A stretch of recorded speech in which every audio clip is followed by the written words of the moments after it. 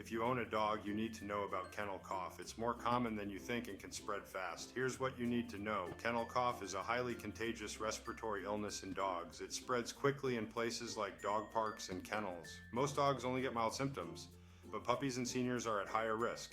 Symptoms include a loud, honking cough and sometimes gagging. If your dog shows severe signs like fever or loss of appetite, see your vet immediately. To prevent kennel cough, keep your dog's vaccinations up to date. Avoid close contact with sick dogs and disinfect shared items like bowls and toys. Early detection and prevention can keep your dog safe and happy. Stay informed and give your pup the best care possible.